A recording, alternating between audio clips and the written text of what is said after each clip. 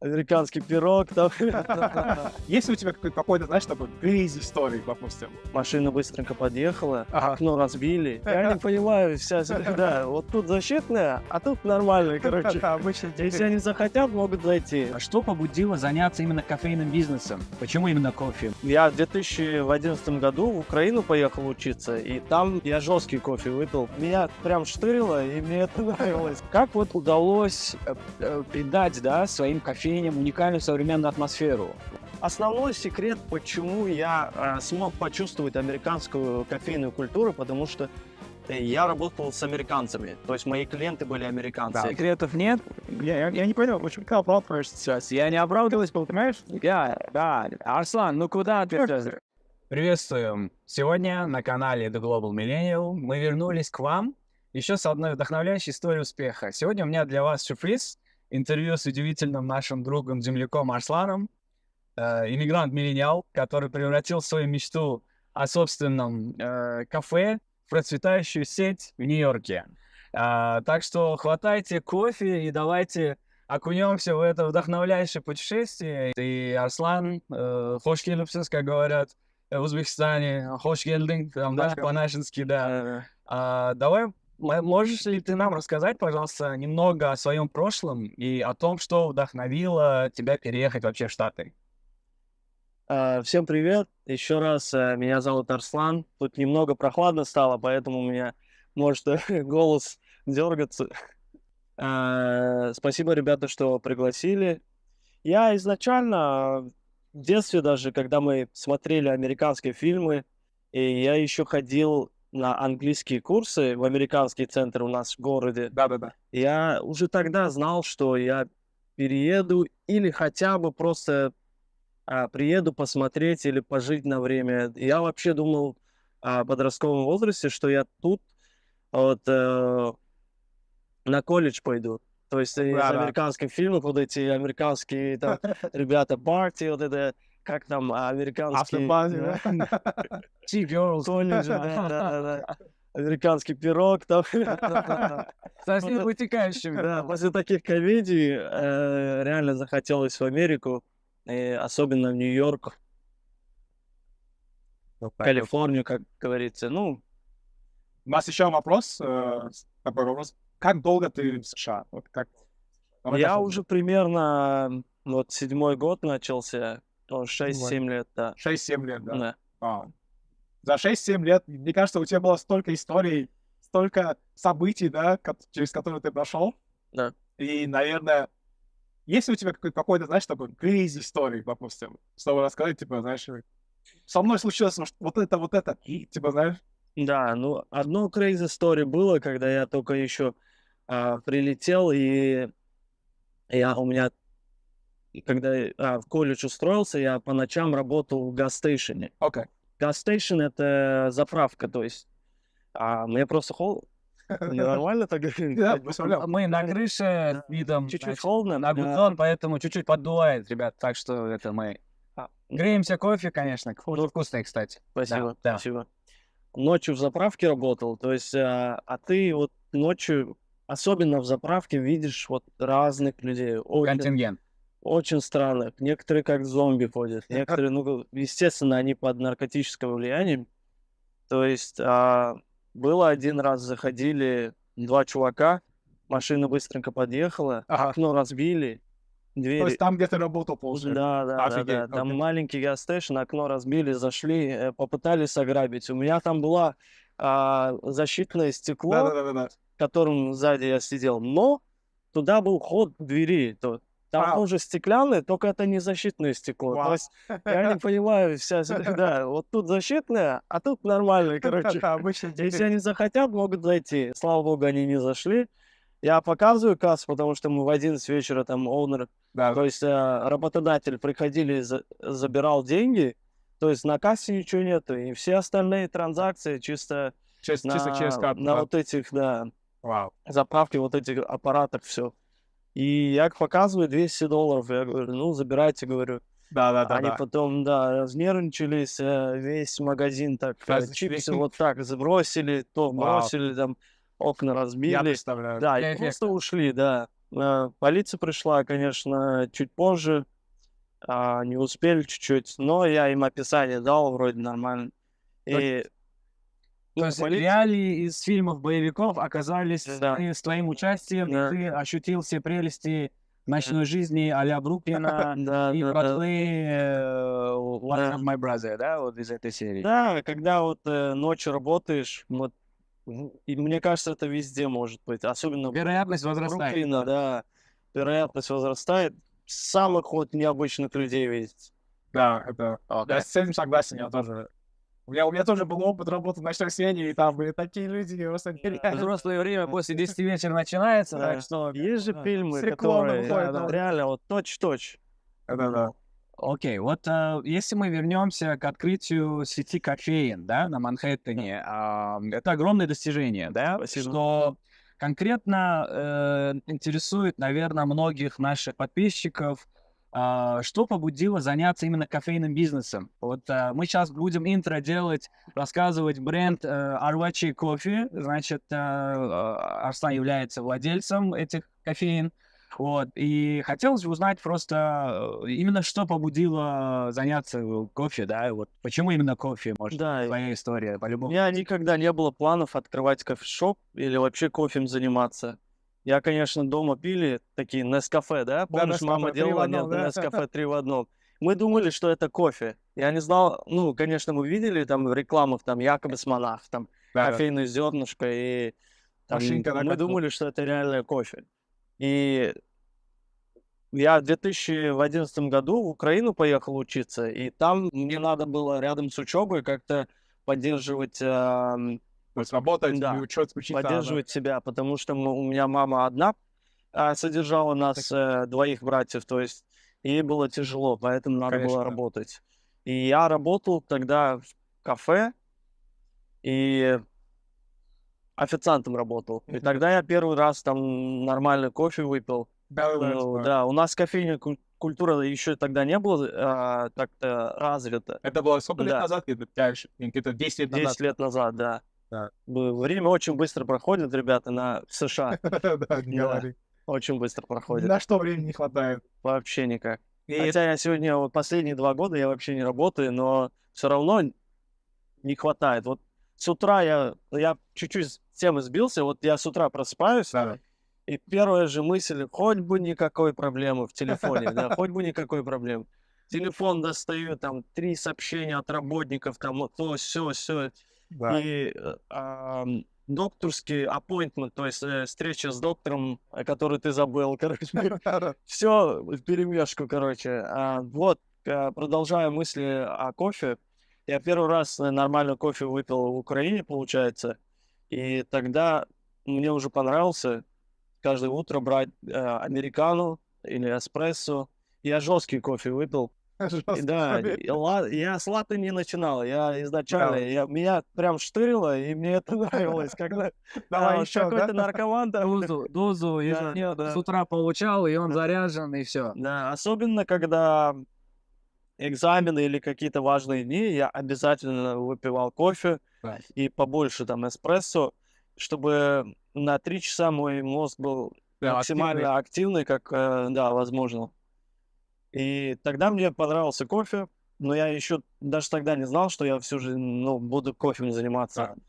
И я учебу закончил в Украине, у меня и так там опыт остался с кофеин, с кафе, боулинг-клуб, там О, везде то кофе есть ты было уже все везде равно, да. поработал, да? В сфере Да, сервиса у да, тебя да. огромный опыт. Да. И, кстати, во многих случаях, во многих кейсах у ребят так и случается. Они учатся в каком-то университете и начинают работать официантами где-то или там барменами. И они в этой Сфере специальности, сфере остаются на всю жизнь потом. Есть у меня знакомые, которые с баром остались, просто болеют этой темой, каждый там коктейльчик там знает. И это То есть он большая мастер тема. своего дела. Как и с кофе, да? И я улетел в Кипр работать. Ты Надо еще был было... в Кипре? В Да. Греции? Окей. Не, Кипр, Это отдельно. да, Один. половина Греции принадлежит, половина Турции. Турки до сих пор Я считают его своим, ну да. В турецкой Все свои. стороне был, да. Да. В турецкой стороне, Северный Кипр. У меня там тетя жила, я к ней поехал, она меня встретила, нормально все, спасибо ей. И я начал работать, нашел работу в туристическом городе, Кирне, Кирения еще называется, да. А, Там работал я где-то по-моему, почти год работал. Почти год. Почти год работал. То есть ты, получается, чисто Да. работал, не учился, да? Да. Окей. Я в школе и в универе еще как-то в Америку хотел переехать или полететь, поучиться там еще что-то, или хотя бы чуть-чуть пожить тут. Попробовать, да. Да. Когда в Кипре был, я уже полностью отказался от От мысли Америки. Америки, да, потому что у нас есть предвзятые там... У меня чуть-чуть холодно, я поэтому немного дергаюсь. На самом деле не нервничаю. Не думайте, что я нервничаю. Он не дерганный, нет, просто мы побеждаем. Да. Как случается? То есть вчера было очень жарко, сегодня очень холодно, и ты начинаешь уже не привыкать к этому. Да. Короче, в Украине, в Кипре, да. В Кипре работал. У меня одна знакомая девчонка сюда улетела на Work and Travel. Да, я такой думаю, блин, точно, давай я тоже попробую в США. И я попробовал. То есть давайте для наших Да. зрителей скажем, ты прилетел в США по студенческой визе или туристической, либо как? Сначала по туристической, потом уже устроился на ESL, да, English as a Second Language, то есть И пошел адаптационный да, такой список это для приготовленный легализации. курс, да. Смена статуса очень. Да. Ну и как у всех. То есть Да. как бы реалии Америки меняют, несмотря на твой бэкграунд, Да. где бы ты кем ни был, все обнуляется, но предыдущий передаваемый экспириенс можно использовать в благом русле. Да, Круто. То есть такое интро въезда в страну, да, был опыт в сфере общепита, сферы услуг, и все-таки, может быть, вот миллениалы — это опыт. То, что дети переходного периода, когда все быстро так меняется, как вот удалось придать, да, своим кофейням уникальную современную атмосферу, вот, чтобы привлечь молодежь, может быть, ты выбирал концепцию, тренд, да, то есть когда ты приехал, может, работал на других, опять же, может, в сфере услуг, там, чтобы прощупать реальный маркет изнутри, да, то есть когда ты знаешь изнутри все в деталях, это очень круто для того, чтобы обосновать идентичный, как бы, бизнес, не придумывая заново велосипед, а просто инвестировать свое время, знания, желания, финансы в тот сектор, который тебе больше знаком и где ты чувствуешь себя как рыба в воде. То есть вот как ты пришел к этому, выбирал ли ты тренд, может быть, какой-то бизнес-модель был, вот как первое открытие, да, вот вообще истории самой кофейни, как ты к этому пришел уже в Нью-Йорке? Я начну опять же с Кипра. В Кипре я в кофейне работал, но это была не просто обычная кофейня, а в Кипре кофейн такое, как там и алкоголь был, там и кофейня, там все было, да. У них все смешанное. Но это большое место, там веранды всякие, там очень, богатые там семейки или там, да, сыновья и дочеря приходили, весь день сидели. Вот я вам скажу, ребята, в Кипре основное население, они не работают. У них у всех есть казино, отели, дома, и они вот весь день в кофешопах проводят. И я с этой молодежью тоже познакомился, с ними общался нормально. Хорошие ребята, кстати, в Кипре. Потом сюда, когда переехал, опять же, вот если у кого-то опыт в чем-то есть, ты опять же туда идешь, правильно?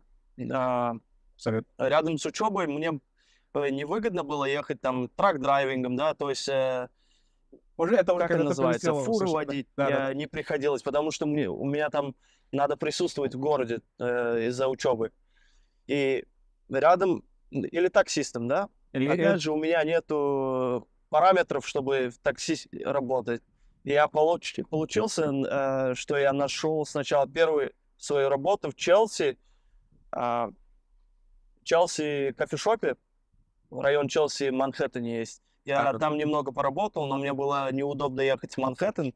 И я нашел в Бруклине, тоже американском районе, Парк Слоп называется. основной секрет, почему я смог почувствовать американскую кофейную культуру, потому что я работал с американцами, то есть мои клиенты были американцы. Да. Это было самое важное, потому что очень многие ребята приходят сюда и своих комьюнити это там, где есть такие пару райончиков, там ваши люди живут, и вы там остаетесь. Там, Местечковые понятия, переброшенный за океан. да, Да. например, там или на русском говорят, или на турецком. Да.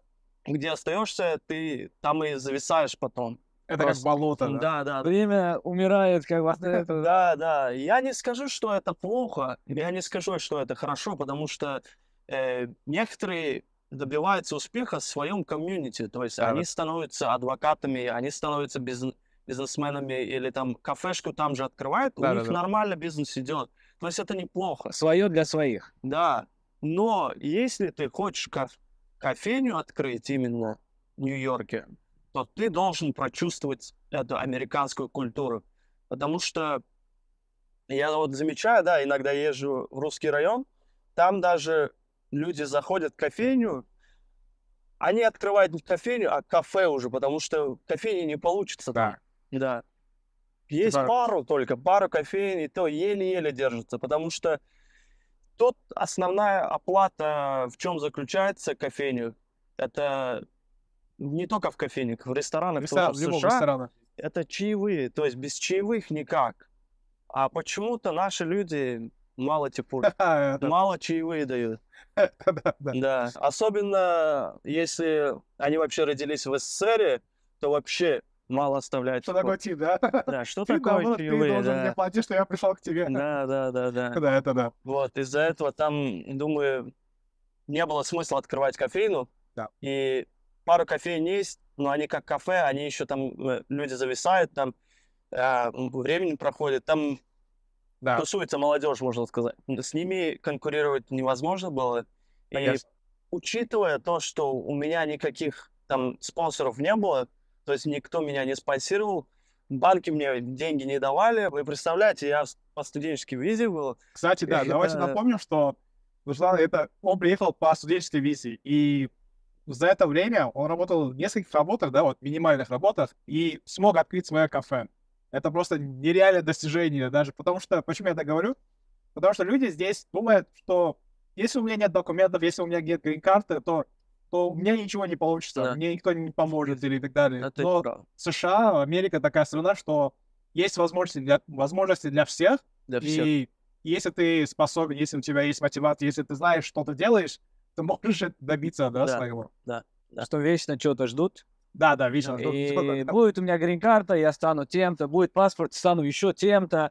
А наступит ли, будет ли, это другой вопрос. На самом деле все сейчас, и в моменте надо ловить и успевать, наверное, баланс и жизни, и развития. Это, конечно, везде идеально, но определенная страна, в данном случае США, наверное, дает те перспективы, исходя из твоего умения, старания, желания, и, ну и звезд, конечно, чуть-чуть должно удачи, сложиться, да, удачи в том числе. То есть все, мы хотим тем самым подать вот этот посыл, все возможно, не надо ждать определенного часа, когда что-то наступит. Человек вот как бы поэтапно шел из стран в другую страну, изучая всю эту культуру, работая на разных работах именно в этой отрасли, и решил все-таки попробовать. И мы видим уже 3 сети, и дай бог, чтобы было еще больше бизнес, да, поэтому делимся вот этим историей, да. Вот, Арслан, тут же хотелось бы про успех, то, что все реально мы сказали, да, все-таки оно часто сопровождается проблемами иногда, да, не бывает, что все там успех и без проблем. Поэтому с какими самыми большими трудностями вот ты столкнулся, открывая свою кофейню? Просто вот обычный вопрос. Самое сложное, что было для тебя? Вот, например, первая кофейня. Ты уже за себя уверен, есть, наверное, финансовые моменты, когда нужно вливание дополнительное, чтобы оно пошло на рельсах, да? Ну вот что было самой большой проблемой, такой запоминающейся? Самая большая проблема, мы открылись во время ковида, то есть пандемии. Мгм. То есть, получается, клиентов нету, людей в Манхэттене нету, туристов нету, Вау. аэропорты там не работают, там... Шатдаун был. Да, если я вот в Майами летел, когда Мгм. пандемия была, там в аэропорту никого не было. Никого не было. Да. Даже работников не было. То есть потенциально Да. твои клиенты, Клиентов, туристы, которые Да. могли бы угоститься нью-йоркским кофе в твоем Да. исполнении В то же- восточном. Да, в то же время считаю, что это было шансом, потому что очень многие аренды продешевели Да. где-то на 30%, на 50%, потому что у людей не было уверенности, насколько это будет длиться. Поэтому очень многие люди успели взять дешевую, ну, не скажу, что дешевую. Но В на- США, опять же, в Нью-Йорке дешевой аренды нету. Я говорю, намного меньше, Да. да, намного меньше, чем другие платили. То есть есть заключили сделку, поймали место. Еще одна трудность была то, что я 6 месяцев без выходных работал. 6 месяцев без выходных. Каждое утро в 5 встаю и в 7 открываемся, и до 5 работаю, час уборка, вот так. Да. Да, чтобы... То есть ты сам с самого начала, с первой кафешки, у тебя не было такого, что вот, типа, я босс, Да, вот, Вы работаете. вы работаете, да. да, Я посмотрю. Да, я посмотрю. да. Нет, я тоже здесь, я тоже Да. участник этого бизнеса, я тоже хочу участвовать в этом бизнесе. Это круто, это круто. Еще я успел за это время, за 6 месяцев, даже когда клиентов не было, я успел оплатить все кредиты. Молодец. Да. То есть в кризис иногда можно ловить возможности, да? То есть человеку, несмотря на то, что поток и средний чек по клиентам был низкий, но удалось выиграть в чем-то ином. То есть как бы войти с маленькими, может быть, шагами, потери, с низкой арендной платой того же первого магазинчика, store. И получилось, что жестко работая, все-таки удалось сохранить и товарный бренд, и желание вот это идти вперед. Ну и потом, наверное, когда шатдаун сняли, уже постепенно началось все это Постепенно, расти, да, обороты, да, какая-то, Да. говоря экономическим языком, точка безубыточности начала приносить радость, как Да. уже что-то было.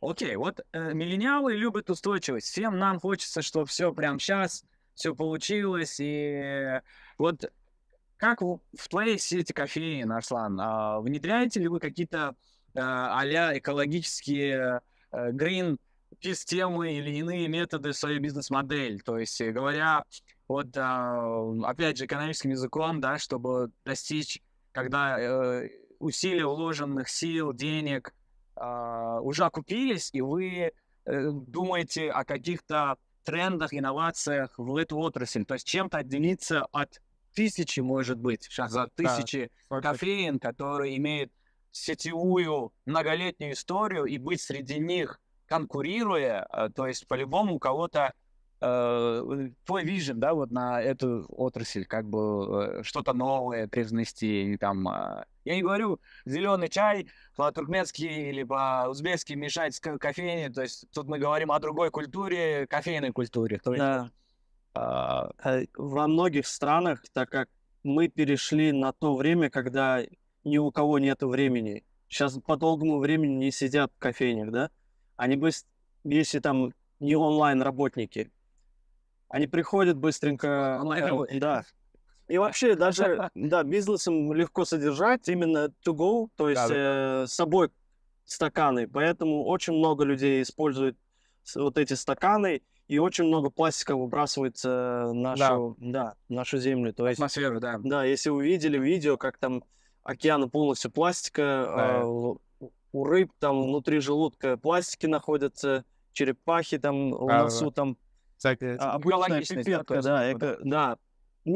Дело только не в этом. То есть сейчас мы живем в таком веке, когда есть альтернатива. То есть можно купить, оно будет на пару центов отличаться от обычных капов. Надо будет экологически. Да, просто... Разлагается быстро, да? Да. Просто никто не ищет, потому что, во-первых, это лень, во-первых, это время искать надо, знаешь, именно поставщиков, которые... Да. Да, и я сейчас занимаюсь услугами консалтинга, то есть мы с маленькими бизнесами, которые очень много потребляют to go, то есть с собой вещи, мы их консультируем, мы им проводим мы им предоставляем такие фирмы, которые доставляют именно продукты, которые экологически, да, земле Да, полезны. То есть экологично они, чистые. да, да, Это круто. да, Это да, вот как наш этот стакан тоже экологичный, оно, да, То есть, если мы закопаем этот стакан, он будет быстрее, как бы, перерабатывать. Да. значит, так, в землю, грубо, быстрее, чем оно будет 40 лет там Да. испортить эту всю почву, да? То есть, грубо, Да. своего рода... То есть тут просто где-то потеряем, где-то выигрываем. То есть, и чтобы делать экологическую это, мы все штампы делаем вручную, то есть мы не заказываем. Потому что, да, это будет очень дороже. В то же время мы малый бизнес, мы должны во всем экономить. Да. Иначе мы не будем продвигаться. Мы не Starbucks, чтобы у нас все запасы были, да?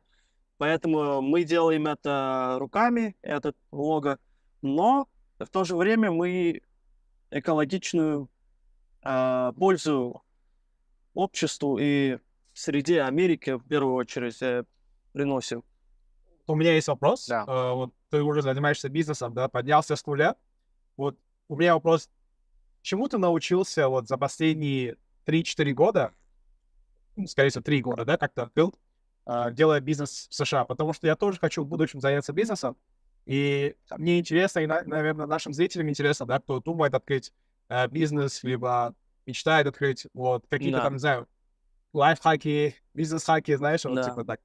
Очень многие люди думают, у них в голове строится vision, то есть видение, как он будет владеть этим бизнесом. То есть он представляет, как он в свой кофешоп приходит, сидит, кофе возьмет, там работник обслужили, да. Да. Но они забывают именно о структуре этого бизнеса. То есть они больше делают акценты на всякие красивые стаканы, На лого, да? на лого, да, кучу бабок там это сделают. Или какие-то... Снять кассу вечером, поехать Да. куда-то. Да. Или офигенное видео сделать. Ну, у меня щас- Ожидание и реальность. Да.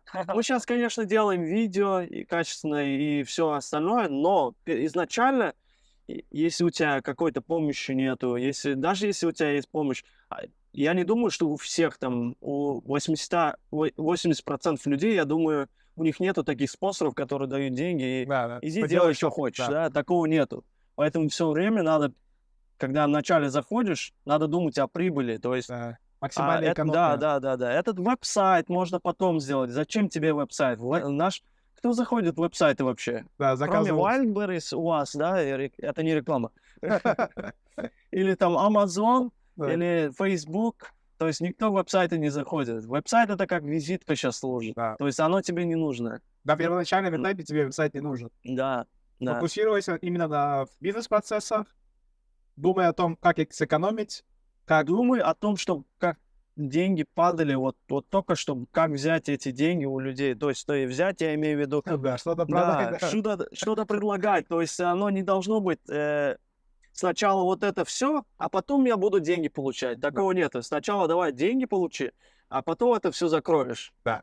То есть видео сделаешь, то есть лого сделаешь, наймешь бухгалтера. Я даже сам себе бухгалтер, короче, сказал. Это вот, да. Да. Иногда говорят же, когда у тебя бизнес, допустим, если брать сравнение 10 to 5, ну, 9 часов до 5 часов обычных работников, да, Да. и бизнесменов, типа, говорят, окей, я работаю с 9 до 5, но и бизнесы говорят, я работаю 24/7. Я могу быть бухгалтером, я Да. могу быть управляющим, я могу быть официантом и так далее. Ну, То есть есть это- просто разные люди, вот два типа людей есть. Некоторые, у меня были знакомые, которые, им надо было, чтобы они 24 часа не были включены. Да. То есть им надо было, чтобы они в 9 пошли, вот как в Америке говорят, 9 to 5, да? 9 пошли на работу, и в 5 освободились. После 5, чтобы их никто не беспокоил. А я, наоборот, я не против, чтобы меня беспокоили среди вот этих 24 часа. Там чуть-чуть, тут Да, чуть-чуть, да. тут чуть-чуть. Но чтобы остальное время у меня было свободно. Да. Чтобы я не чувствовал себя с 9 до 5. Да. Да. Ну, мы все делаем, когда, как любой бизнесмен, наверное, Да. самая главная мотивация бизнесмена — это быть свободным. Именно Да. К чему стремится, да, Да. любой владелец бизнеса. Ну, вот, Арслан, в данном случае ты побывал по обе стороны берега, да? Вот я люблю это слово говорить, потому что я тоже был и работником, и работодателем. В данном случае у тебя тоже нынче так. То есть Да. одни функции были у тебя, когда ты работал на кого-то, ты знал изнутри, были, может быть, твои недовольствия, может, ты видел какие-то сложности в отношении с руководством, а сейчас ты сам руководитель, и у тебя есть подчиненные. Да. И вот этот баланс, каково тебе ощущение, когда ты был наемным работником и когда ты сам работодатель? То есть я понимаю, что ты знаешь обе стороны ожидания. Да. Это очень, на самом деле, очень крутой опыт, когда по обе стороны тебе уже известны. Вот твое общение с, наверное, работники у тебя международные, да, там Да, да, интернационал такой. Я вижу, да. кстати, социальные ссылки на кофешоп мы оставим в описании. И сейчас перейдем к маркетингу материалам, к веб-сайту, к соцсетям. Но вот первое твое ощущение в сравнении быть работником и работодателем. То есть вот какой-то лайфхак может быть про то, что как молодым миллениалам открыть свой бизнес, ты уже рассказал, Шахзалу, да, то есть также нашим зрителям. А вот каково быть, знать вот эту разницу, когда ты работник и работодатель? То есть вот каково это вообще? Через время, конечно, забываешь, каково было работник, жена. Это да, это Через некоторое время все забываешь. Честно сказал. Да, Окей, честно, да. да. Но это не значит, что он своих работников не это Да. уважает и ценит. Да, Да. у нас, в общем-то, демократический строй, структура, и мы даем больше свободы своим работникам. То есть это вызывает у людей больше мотивации работать. И доверие, да? Доверие, да. То есть ты не ставишь иерархию, что Да. вопрос не там, где... Да, конечно, бывают работники, которые не понимают это и могут воспользоваться Да. этим, да, пренебрегать К этой сожалению. ситуацией, да. Но их можно вычислить сразу, и ты Принять ничего меры. не теряешь, да. Если ты нормально, рационально думающий человек, ты за 3 дня его вычислишь. И можно потом сказать: извини, дорогой, давай ты по своему пути, я Да. по своему пути, да? Поехали. А выбираешь именно те, которые хотят. Вот, например, у нас в каждой точке есть человек, который очень хочет. Надо как минимум в каждой точке иметь одного хотя бы человека, который хочет все тащить. Но он не обязательно, что он будет таскать все это, хотя бы он скажет, Предел «Ну, не поделает, да, ответственный, какие-то? да, то есть Да, он да, да, да. ответственный. ответственный. Не только, знаешь, ответственность. Ему хотелось, чтобы это делать. Ему, чтобы, Нравилось. да, нравилось, что...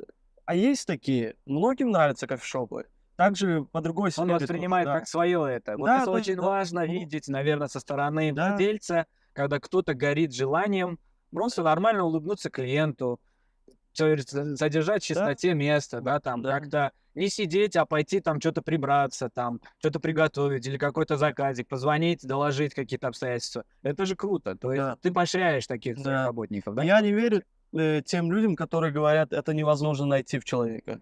И всегда есть такой человек, и можно иногда их даже мотивировать. Я вот в одной точке, у меня работает чувак из Венесуэлы, я его смотивировал на видео делать. Да. В то же время он хотел быть блогером, и я хотел, чтобы больше контента снималось про мой кофешоп. И я выигрываю, и он выигрывает. То есть у него есть свобода, то, что он в телефоне там может снимать, что-то там разговаривать, но в то же время работу они делают. Да. Легкая проверка раз в неделю от меня приходит.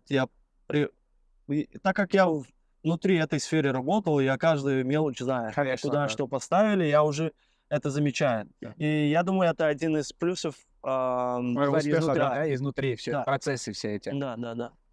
Окей, ну ты поощряешь таких сотрудников, которые... Да, конечно, да. Готовы. Иногда бонусы оплачиваем, да, своевременно. Вот я Иногда, хотел узнать, на праздниках какие-то подарки делаем им. Шикарно. Вот. Задаю вопрос, сколько у тебя работников в целом сейчас? У тебя есть 3 кофешопа, да? 2 в Бруклине, Да. Два в Манхэттене, 2 в Манхэттене, один да. в Бруклине, да.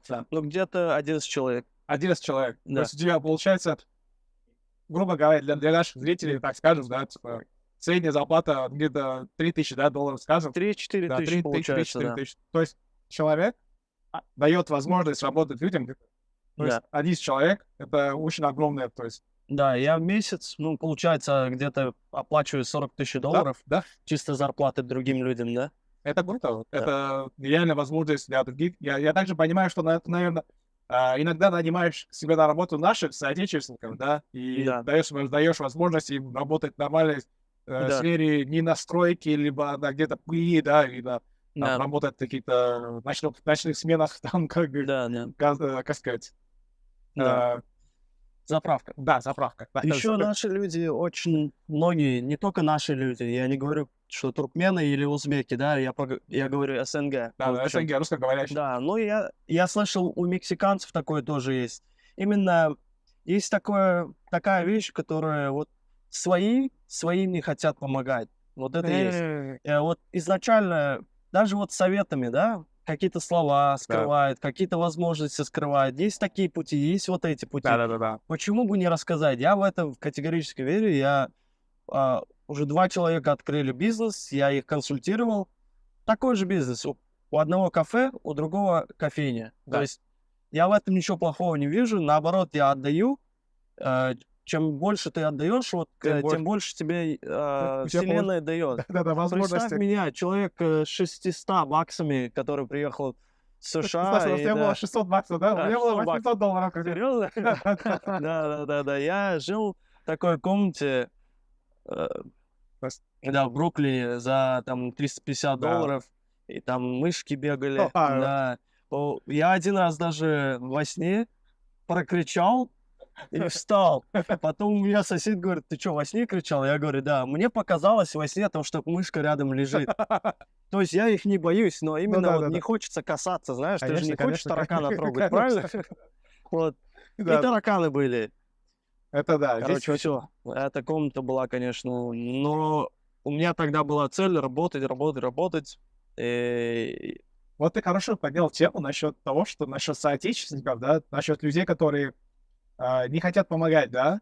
То есть я просто иногда думаю об этом, какова их польза, как сказать, какова их выгода, да, от того, что они не помогают. Я вот это не понимаю. Потому что есть такие люди, у меня тоже самая такая ситуация была, когда я говорю: окей, мне нужно сделать определенные вещи, да, допустим, X, Y, Z, и этот молодой человек говорит: не знаю, хотя он это уже пошел, да, сам, и говорит: я не знаю, говорит, и мне пришлось все заново заходить на YouTube, смотреть видео, бла-бла-бла, и я просто потерял время, да, вот человек мог сказать: конечно, никто никому не должен, да, это тоже нужно да, понимать, у каждого свое время, но я не понимаю их выгоду, то есть можно даже просто помочь, как ты сказал, и да, вселенная даст тебе больше возможностей. да, То есть это же твое окружение, да, получается, становится сильнее, да, как бы. да.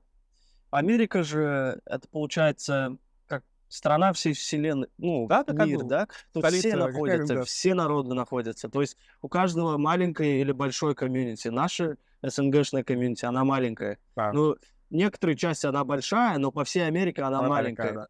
маленькая, Мы не сравнимся с афроамериканцами, мы не с сравнимся мексиканцами. даже, да, с мексиканцами. У них больше народа тут и больше бизнесов.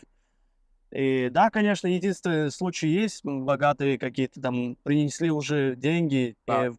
или там есть фондовые там, ну, они Люди, по-другому. Мы основную массу людей берем. да, У нас все равно маленькая комьюнити, и мы должны, я думаю, что мы должны помогать держаться друг вместе, другу, да, да, держаться помогать. вместе.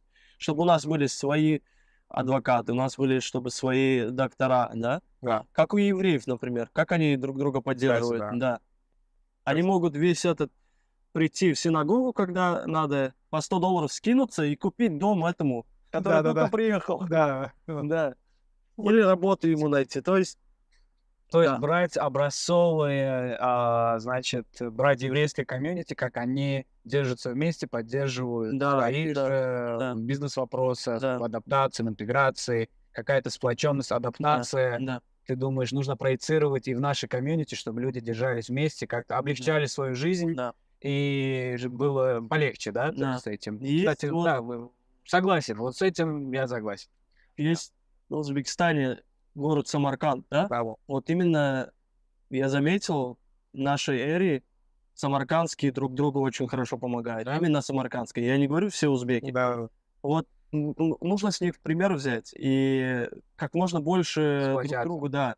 Ты же совет же или какие-то подсказания, это же не деньги, ты же Да-да. ничего не теряешь. Да. Ты время даже не теряешь. 5 минут сказал, чтобы вот туда пойди, он там тебе банковскую карточку открывает, да? Да-да-да-да. А те- Вспомнил Да. и перебил, ребята, Не, вспомнил не. фильм Бодрова, когда он покупает машину и говорит, мы своих там не обманываем, бедолага не может заехать там на один штат и по пути ломается. То есть не должно быть, чтобы свои на своих выезжали, грубо говоря. Да. Но, к сожалению, Арслан, это большинство такие в Бруклине, то есть истории, от которых уши вянут, люди приехали в эту страну, пока ничего не знают, они как первый раз, и тут свои же, пытаясь якобы помочь, Да. и на них выезжают, это, конечно, блин, они, конечно, не хотел это То слово есть- говорить, отдупляются через пару лет и понимают, каково это было. Они поверили своим же, а тут их красиво же и обвели, скажем То так, есть красиво, да. Все наши зрители, которые хотят прилететь в США, будьте готовы к Да. таким ситуациям.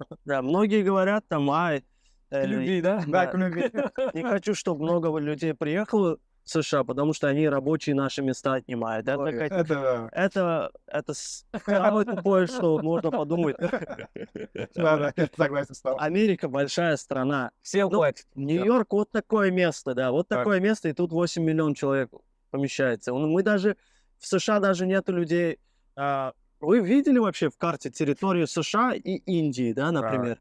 В Индии сколько? 1,5 миллиарда человек. В Америке там 350-400 миллионов людей. То есть мы еще можем сюда, знаешь, еще 5 миллиардов вместить. То есть Вот ничего Монтана такого нет. пустует, Вайоминг пустует, пожалуйста. Да, вот. за них- Разводить.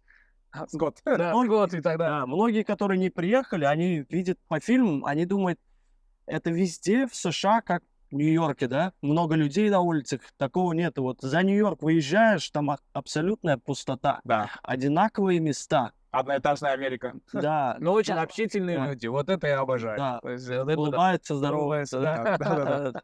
Вот мы затронули тему насчет денег. Вот сколько, вот, допустим, наверное, у наших зрителей есть вопрос, да, типа, сколько денег нужно, чтобы прилететь в США?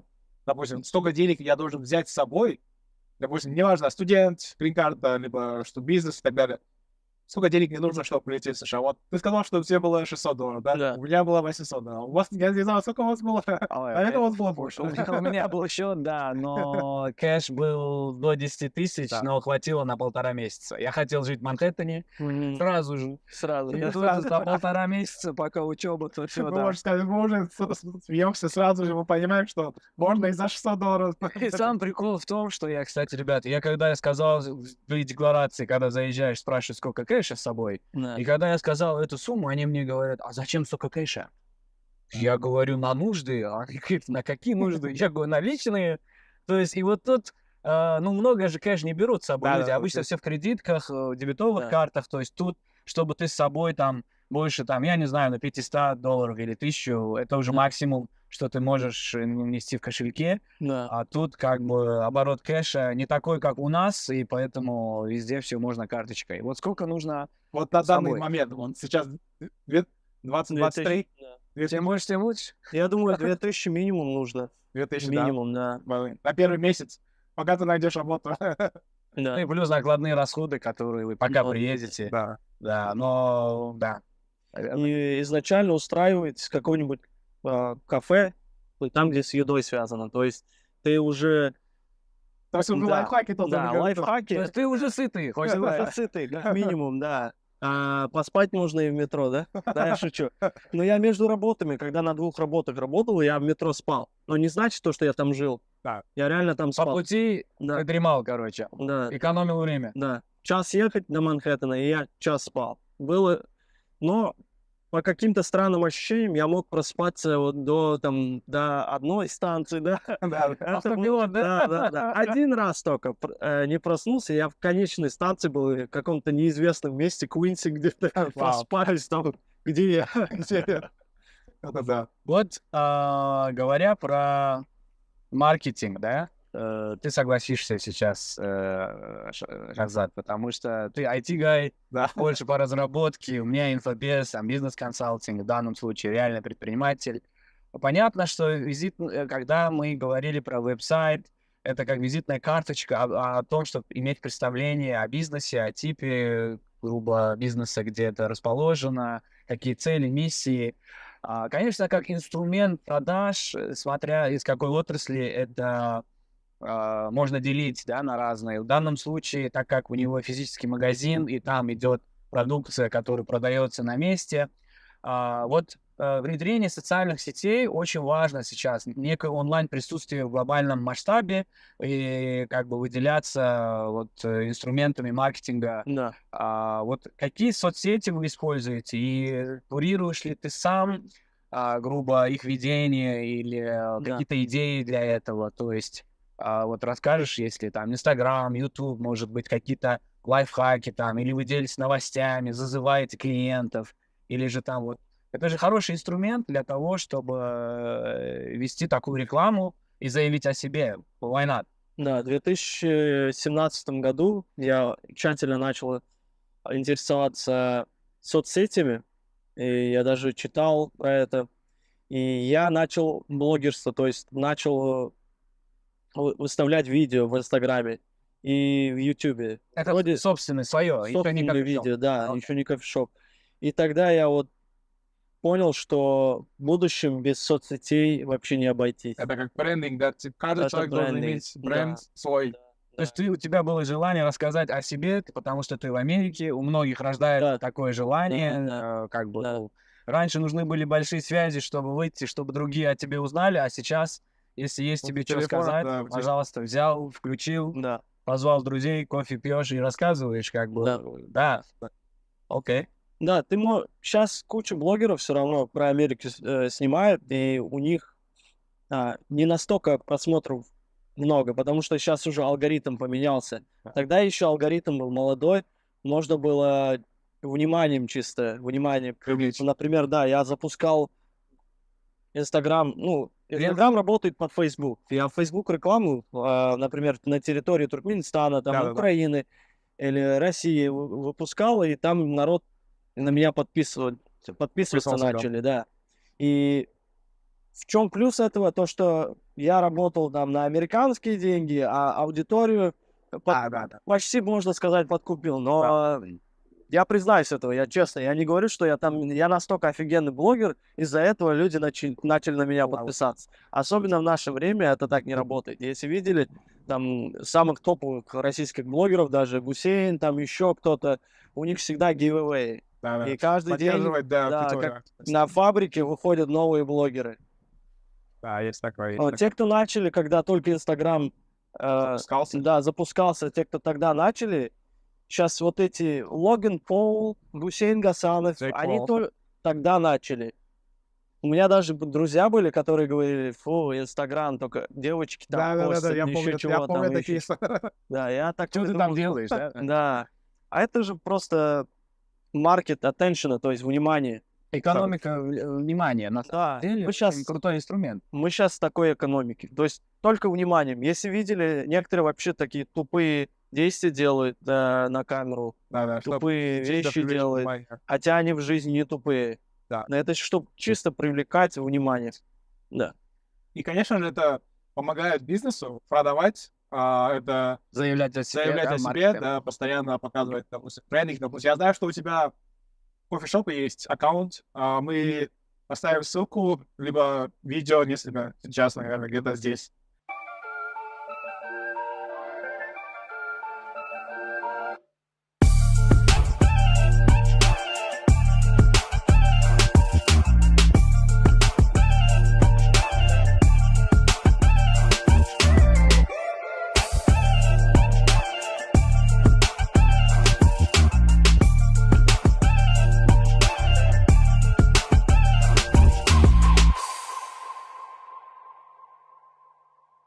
Вот, и вот расскажи, вот, допустим, работает ли вот именно Instagram-аккаунты, Facebook-аккаунты, либо TikTok-аккаунты продвижение бизнеса в США? Допустим, у многих, может быть, возникнет вопрос, да, вот, допустим, Instagram, да, США. Зачем туда вкладывать деньги в рекламу, да, в Instagram? Да. И я бы хотел узнать, работает ли это вот здесь, допустим, в Нью-Йорке? Потому что здесь очень много кофешопов, очень много большие бренды, да, и ты как бы конкурируешь с ними, да? И если у тебя есть такие кейсы, да, я скажу, когда вот, типа, люди приходили к тебе в кофешоп, Да. о, ребята, да, я увидел ваше видео, да. Да, были такие. Они говорили, да, мы видели ваше видео или попадался на ваше видео. Одна женщина даже была, которая с Канады, С Канады, окей. я извиняюсь, с Канады приехала в наш кофешоп. Я вот не преувеличиваю, в нашем кофешопе ничего необычного нет, если честно говорю, да. Да-да, Но она из можно быть Канады откровенным. приехала, да. Вау, Да. это Мы круто. просто пытаемся делать интересный контент, то есть смешные видео, красивые видео, какие-то... Ну, это все внимание. Да. То есть, например, личный случай расскажу. Я сидел в машине, ехал куда-то и запарковался, я открываю телефон, захожу в Инстаграм, у меня выходит реклама лахмаджуна, то есть это турецкая еда, да. Окей. Пицца, а-ля Да. пицца тонкая. Да. Реклама выходит, мне очень захотелось этого. И я Да-да-да. пошел, купил себе лахмаджун. Когда? Не у них купил, конечно, но все равно купил. Да-да-да. То есть, Да, как это бы триггер, работает. да, сработал триггер. Триггер сработал, да. То есть ты закладываешь некий посыл, что Да. где-то что-то там есть, и человек это помнит, и в какой-то удобный момент к этому вернется. Да. Я вот, кстати, тоже один из тех, кто по соцсетям узнал об Арслане. Как-то у меня вылезло, значит, кофе, там смотрю, но мне кажется, я где-то в Бруклине, или когда мы учились еще в языковых школах, мне кажется, я видел, потому что туркменская комьюнити, кто-то что-то где-то. И вот моя одна коллега из ООН, из ЮНОПСа, она мне говорит, слушай, а вот ваш парнишка туркмен, говорит, открыл там кофейню, ты сходил, а я вот туда сходила, очень вкусно, там туда-сюда. Я говорю, да. И вот потом мы как-то волей случая, там, друзья, и мы как-то познакомились вот с Арсланом уже не первый год. И на самом деле это действующий инструмент. И вот как никогда не знаешь, что выстрелит, откуда прилетит, и надо быть открытым, да, Да, вот да. как бы заявлять о себе, и это и приятно, и как-то все это складывается в взаимодействии, то есть Конечно, и да, опять-таки выгода, деньги. выгода. Да. Кэшечек. И плюс я расскажу свою это. Плюс я когда начал блогерство, да, я Да-да. выпускал всякие видео. И людей, когда Троллил, да? Да. типа? Я видел, да. люди троллили, ну, меня троллили, можно сказать. Да. Я не видел, кстати, Все я не писали видел. всякие комментарии, ты что там ненормально. Это- Я это- сейчас не буду матом ругаться, Это кто Ты что писал? там не Это на- кто писал? Это твои И- оттуда, либо или общий интернет? неважно, подписчики. Окей. Я не буду А. уточнять, кто это был. Но писали, типа, и даже некоторые друзья, которые были, ну, зачем ты так позоришься, зачем ты видео делаешь? Я говорю, в смысле, говорю, тогда актеры тоже позорятся, да, все Да. позорятся. У Да, них есть триггер, и они стеснялись сами это делать, и у Да. них в голове есть какое-то ограниченное мышление, Арслан, Да. и они не могли это перешагнуть, и, соответственно, у них как бы зародилось такое, Да. что это ненормально. На самом деле, откуда ты знаешь, что это ненормально? Может быть, это... а я понимал то, что это привлечет вообще. Я вот сейчас осознаю то, что вот блогерство, которое я начал, я познакомился очень интересными людьми, очень полезные люди, даже вот как это, да? Ну, чувака. Сори. На секунду забыл его имя. Отрежем. Да, отрежь. То есть полезные люди через соцсети попадаются, и даже у других блогеров также. Да. Вот Гусейн Гасанов может там опять про него. Давай отрежем его. Давай о него не будем. Фу. Все, окей. Салам, короче, Дубаю и твоим проектам. 3 раза упомянули. Да. Какой честь для него, да? Да, что-то мы... Просто С Манхэттена салют вам, да. То есть Ладно, Да, здесь да, пауза, давай. соцсети привлекают очень полезных людей, и ты можешь заиметь очень хорошие связи потом. Да. Многие это не понимали, когда я начинал. Конечно. И других также, других известных блогеров, если видели, у них там с президентами фотки, да, с какими-то Звёздами, компаниями, да, звездами. То есть уже актеры забываются, раньше следили за актерами, за актрисами, да, сейчас следят за блогерами, потому что это намного интереснее, потому что они действительности. да, показывают реальную жизнь, как все происходит. Да. Вот, окей, чуть-чуть вернемся опять к нашим миллениалам, которые нас смотрят, да?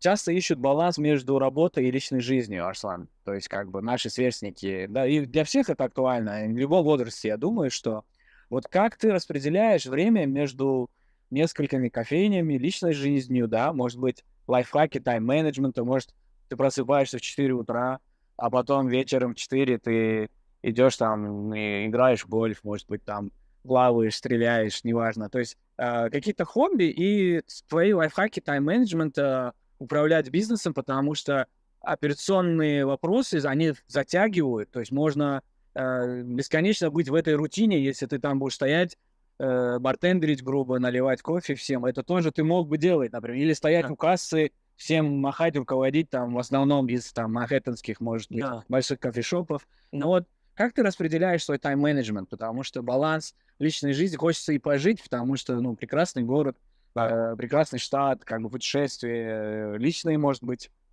твои моменты. Я, когда первую точку открыл, я сам работал, и да, поэтому я кредиты свои оплатил, потому что я на работников не тратился, можно сказать. И все чаевые, все там, Отлично. часовые там мои были.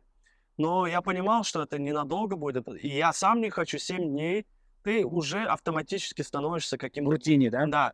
И угрюмым получается, и не так общаешься, как раньше общался с людьми. И я это сразу заметил, я начал нанимать людей. Мне знакомые говорили, там, они работали в этих грузовых перевозках, там это. Я говорю, ну, иногда спрашиваем, сколько ты с кофейни зарабатываешь, сколько ты там с этих с грузовых перевозок зарабатываешь. И да, там уходило так, что если я буду сам работать, это больше, чем грузоперевозка. Потом они, естественно, спрашивали, почему бы тебе самому там не работать и до конца там добить это место, корову, короче, подоить, только для себя. Но я знал, что когда ты теряешь эту энергию, когда ты много работаешь, ты, во-первых, ты уже не такой добрый, угрюмый, и дома не бываешь, и жизненный строй как-то теряется, и бизнесу это влияет, это обязательно повлияет бизнесу. Я слышал, Да, я сказал, то, что я буду меньше работать, но я поставлю кого-то, я какие-то свои копейки буду иметь, но я буду свободно себя чувствовать и свободно жить. Я не буду там миллионы зарабатывать, меньше буду зарабатывать, но мне так кайфово жить. Я уже 1,5 года не работаю. Фулл-тайм я не работаю.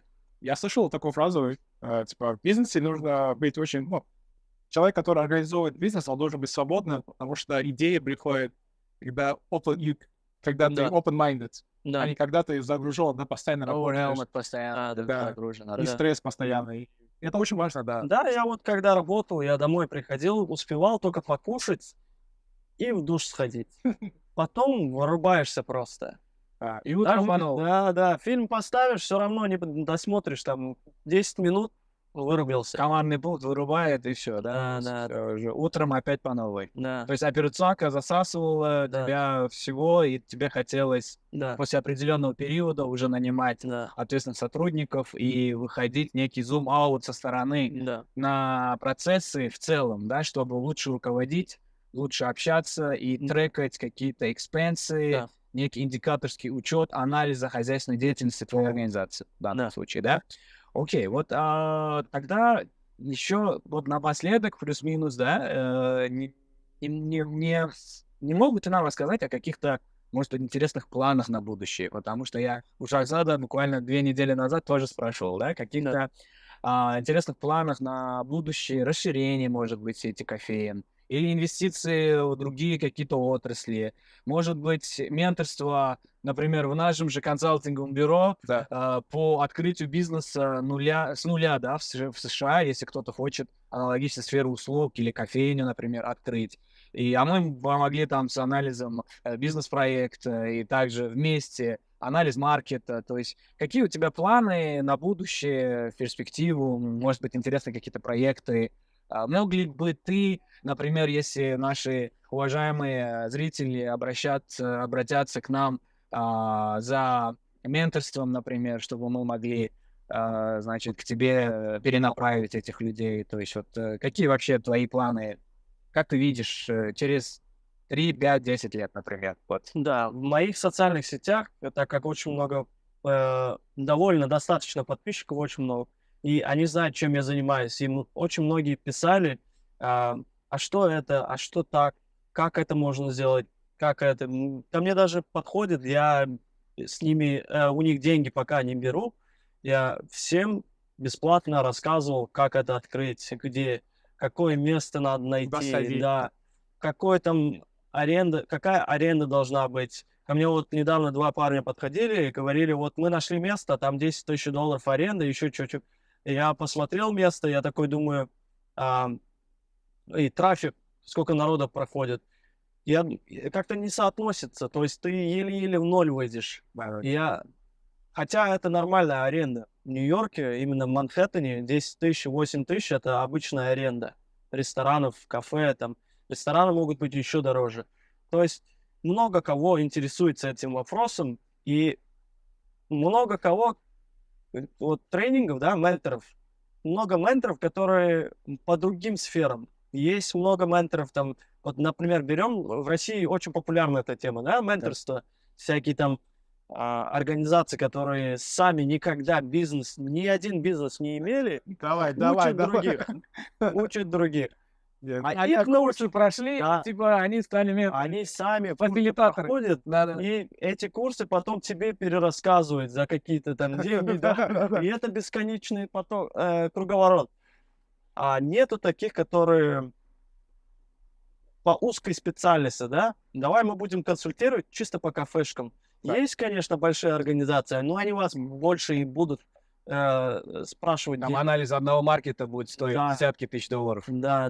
минимум. Чтобы мне, например, в Манхэттене просто посоветоваться насчет бизнес, вот это, Модели, да, не бизнес, не только бизнес-модели, и это отдельная тема. точки, где проходимость, да, как бы. Договор аренды, А. чтобы договориться с каким-то лоером, да, адвокатом, там около 5 000 долларов. То есть тут такие советы очень дорогие. Да. И онлайн мало те, кто про это говорят. Сейчас модно говорить про крипту, про про недвижимость, про вот стак-маркет, как на русском будет стак-маркет. Биржа. Да, фондовая биржа. Вот только по этим темам. Или там как поднять свой Инстаграм, еще чего там. Да. Как стать блогером. Таких тем очень много. Даже мамочки там. Некоторые дышат там этим, знаете, да?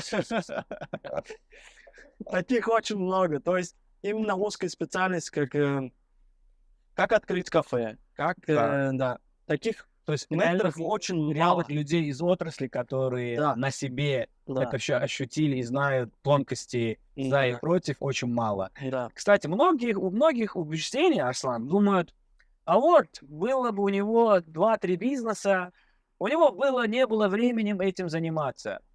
Не согласен. Я видел в комментариях как-то, когда я рассказывал про некоммерческие организации свою, то, что я еще учусь, еще в ООНе, еще там пытаюсь с логистикой заниматься. Вау, ты всего лишь 5 лет, и у тебя там 3 бизнеса, у кого 3 бизнеса, у него времени нету это вести. И тут многие, конечно, разногласия, комментарии. Я очень люблю читать комментарии. Я кайфую от этих комментариев, так что, да, вот, пожалуйста, хейтеры тоже можете, мы вас приветствуем сразу, да, и если хотите, можем убедить в обратном, приходите, адрес тоже дадим, если надо. Вот получается, и я такой думаю, поначалу меня это очень триггерило, я хотел прям влезть в эту динамику, что-то ответить, знаешь, потому что, критикуют. Да. Потом девчонки, которые продюсеры, вот это кто, видеомейкеры, они говорили, а зачем? Хейт тоже это круто. Да. То есть надо уметь воспринимать. Да. Не поверьте, ребят, с утра прочитал комментарий, целый день сам не свой. То есть я думаю, что делать? А потом все-таки мне удалось объяснить в каком-то из эфиров, Шазат, о том, что мы говорили про экономику внимания. То есть как бы идет некое позиционирование личного бренда, как бы человека, как личность, кто-то кого чего-то добился. И если он рассказывает о своих хороших или плохих моментах, как он стал кем-то, о котором он хочет о себе заявить, почему бы нет? На это время найдется. И это в социуме может быть, нас смотрят потенциальные, может быть, инвесторы для Арслана, чтобы идти уже по всем штатам на ту же кофейню, например, да? То есть есть гарант, ребят. То есть поэтому тут приветствую всех, в общем, да. Да, вот и у меня вопрос. Ты сказал про консультацию, да, узконаправленную, про открытие кофеин. Да, Реально сделать. да, реального бизнеса от США. И мне интересно вопрос, вот, допустим, я представь, что я вот пришел к тебе сейчас, да, вот, что получит человек, который пришел к тебе и хочет открыть кофейню на Манхэттене, да? Да, чуть-чуть, вот, знаешь, overall. Мы по стейджам это развивали, Да. кстати. И что он получит, что я получу, да, допустим, я пришел к тебе и говорю: Арслан, я хочу открыть кофейню, как у тебя, Да. что мне делать? Конечно же, это будет в будущем, наверное, как бизнес, да, как консультация и так далее. Вот. Чисто это промоушен сейчас для зрителей и для будущего клиентов, для себя. Вот. Что они получат? Твое, типа, бизнес-предложение. И вот, допустим, я пришел к тебе, да. Да, это зависит индивидуально от человека, потому что могут быть люди с деньгами, могут быть люди без денег. Да. И ты не можешь одно и то же всем рассказывать, потому что, Абсолютно. Подход индивидуальный. да, это уже личный кейс, то есть по личному кейсу надо будет пройтись. Например, он скажет: вот у меня денег немного, но я очень бы хотел открыть свою кофейню. Окей, мы тебе находим тогда вот такое место в таком локейшене, то есть это местонахождение, В да? районе, да. Да, в районе. И у тебя не будет там сидячих мест, но у тебя какой-то трафик будет, и ты будешь свою там Маржу копейку, получать. зарабатывать в этом. И мы тебе расскажем, как можно не вложиться в ремонт, как-то это все, где-то что-то сам сделать, да, где что покупать, какой кофе может взять, так дешевле будет. Неважно, где вы находитесь, это можно везде учесть. Да, В понял. общем-то, да. По стейджам мы это разбивали Да. на прошлой встрече с Арсланом, когда было решено сделать этот эфир.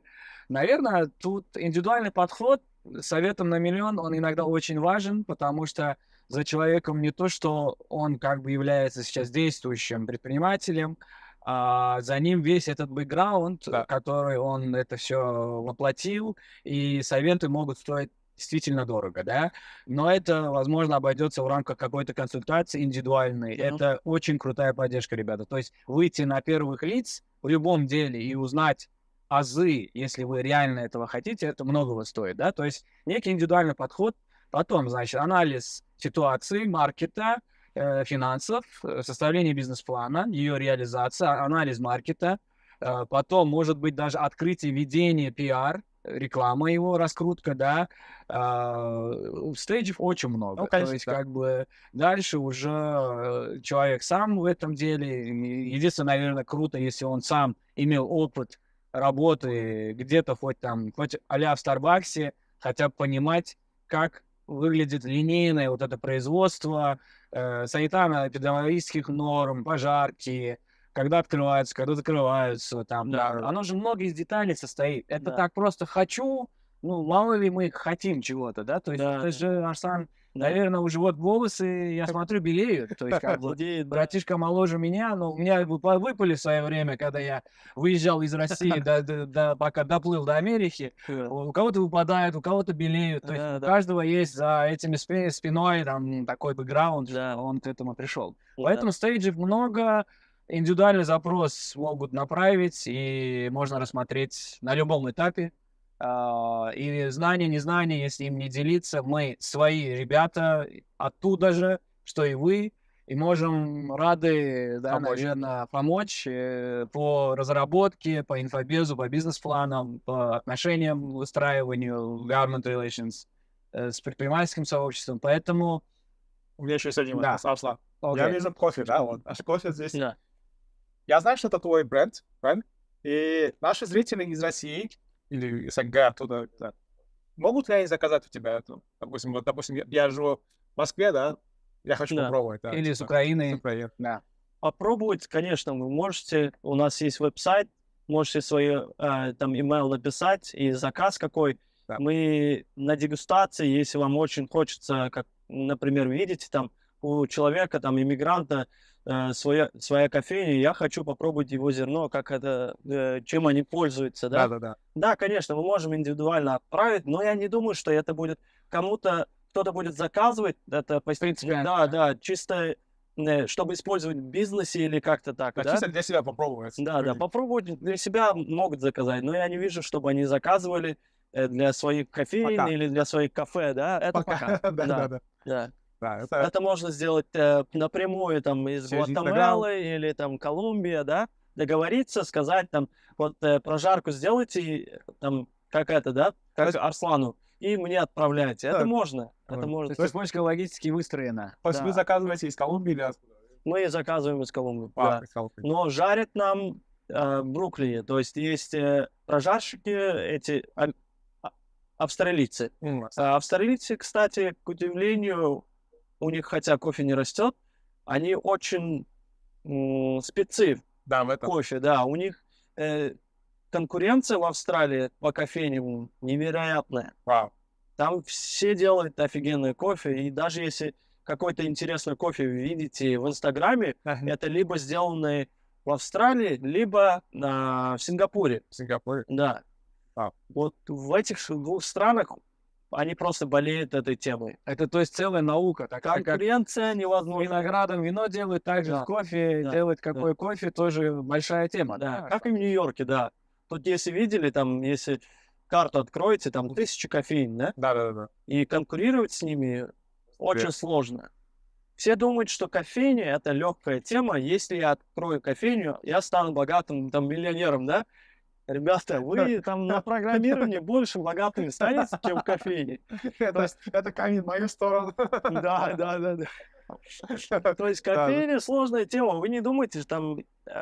Налил кофе, заплатил, ушел, да? Да, то есть еще думают, что это недорого открыть. Да. Но на самом деле, вот, кстати, вопрос, да? Наверное, мы продолжим про бизнес говорить, да? Что Да. импровизировать.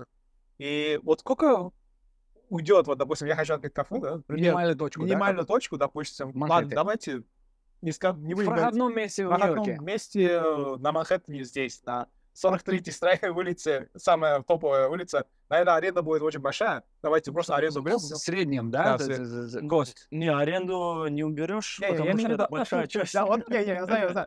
Кроме аренды, допустим, какие расходы остальные, допустим. Аренда, понятно, что аренда. Ну, давай в Первое сырье. Да, Первое сырье, сырье, да. Это бы очень... Оно кажется, что где-то 500 купил там кофе, где-то то. Да. Это все, там мелко очень много, то есть стаканы купил, еще аппараты, что-то, да, да. Чаи, там, один чай может быть 1000 баксов, понимаешь? Ты же не можешь заказать мелкую Конечно, партию на да. кофешоп. Или не можешь там в маркет сходить и вот это продавать, потому что такой чай, если дашь, как некоторые в нашем районе, там они могут Липтон тебе положить и отдать, да. Walmart, Costco не прокатит, короче. Или Ашан не прокатит. Конечно, американцы делают так. Они берут в ресторан Депо, Costco, да, они берут большим оптовиков. количеством, да, у оптовиков.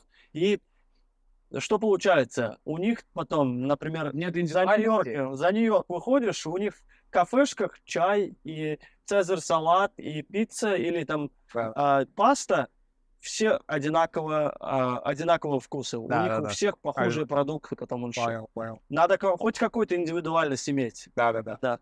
И возвращаясь к деньгам, Цена. да, давай. Цена одной точки. Одной точки, да. Цена одной На 3 точки. месяца. Теперь с арендой. Да, с арендой $100 000 100 тысяч. примерно, да. Примерно. Это 100 на 000 месяц. долларов. Не, это полностью чтоб открытие, да? чисто открытие, да, полностью открытие. И есть, у многих же опыта нету в кофейне, Да. они не работали в кофейне. Они наймут кого-то. То есть, может быть, чуть больше, чуть меньше где-то. Плюс-минус здесь. Плюс-минус, да. Уточняющий вопрос. $100 000, чтобы продержаться сколько? Потому что народ привыкнет, начнет ходить, а тебе узнают, это тоже 2-3 месяца. Да. Эти 100 000 некие 3 месяца, чтобы Арслан на ногах? Или Меньше это трех. Меньше Меньше 3 трёх? месяцев, да. уйдет уже 100 000, будьте Уйдет, готовы, да, отслюнявить Да. Еще, Да. лавандусы, да? Да, представь, аренда 8 000, 10 000, и ты отдаешь 4 аренды сразу же. Да. Это уже почти 40-летник, да? Кстати, здесь не проканет, да, когда ты арендуешь, контракт составляешь, Потом отдам, да. тебя Брокера. сразу отдаешь еще какой-то депозит, наверное, да? Депозит первый Ещё месяц. первый Это месяц. везде так. Да. Первый, Даже- последний да, месяц, еще брокерам. да. Даже в СНГ эту культуру взяли, то, что мы теперь платим 3 месяца Да. депозита и 1 месяц первоначальной аренды. Да. Можно, конечно, выиграть бесплатные месяца 1, 2, 3. Чисто это договор. Да, да, да, отдача. это сложно. И они дают такие бесплатные месяца, когда в далеких районах находишься, не центр Манхэттена. В центре Манхэттена тебе не дадут 3 месяца. Тебе наоборот скажут, Да. давай платить больше. Да, да. Да. Заключение сделал. Там же еще разные места. Ну, это уже можно детально обсудить. Есть же места не готовые под кафе, Да, под просто кофешоп. там Тебе ремонт. надо будет тратиться внутри тоже. Тогда будет больше 100. Я 100 имею в виду, если у тебя а-ля семи-готовое место на кафешку, на кофейню, или на ресторан, или на забегаловку, да? Да, да. Тогда еще можно. А если пустое, как американцы говорят, white box, то есть пустое место, На один ремонт уйдет Да, 100 тысяч. электричество, потолки там, Пермиты, да, все, разрешение. перебиты, да. Это А в Нью-Йорке большая бюрократия, ты пока через эти документы бюрократии, там, через людей пройдешь, месяца уйдет, так как Да. спрос большой. конечно. Да. Это, Вот, наверное, сделать заключение, да? да, вырежем этот момент, сейчас сделаем заключение, да, уже? Да, ну да. Да. Окей, давайте тогда сейчас сделаем так, что на раз, два, три, сразу вырезать придется. Окей, на раз, два, три. Путь Арслана от иммигранта до кофейного магната является ничем иным, как экстраординарным, да, в Да, данном случае. абсолютно В верно. контексте сравнения до и сейчас это доказывает, что благодаря преданности к своему делу, инновациям и страсти к тому, что делаешь ты как в зрелом возрасте, как миллениал, и добиться невероятных успехов в любой отрасли, это достойно уважения, да? Спасибо, что присоединились, значит, сегодня к нам, сегодня в этом вдохновляющем приключении, наполненные кофе. И не забудьте, пожалуйста, значит, нажать кнопку подписки и лайка. И, как всегда, оставайтесь любопытными, продолжайте преследовать, следовать за своими мечтами. Мы вас верим. И приходите в Арвачи кофе и к нам на студию, если вы миллениал и есть о чем о себе заявить. Мы очень с удовольствием будем рады Шахзаджанам, значит, раскрыть вашу историю, потенциал, рассказать о вашей удивительной истории, потому что ну, мы добрые такие хорошие чуваки. Вот так что спасибо, Арслан, тебе большое, что ты у нас сегодня в гостях в нашем студию на крыше с видами на прекрасные здания бизнес-центров Манхэттена. Вот. Мы всегда будем рады, значит, новым обращениям по поводу кофейного бизнеса. Если будут, как бы с удовольствием передадим. Вот. С вами были Шахзаджан, Раджив, Арслан. Всем благ. До встречи. Да, круто. Да.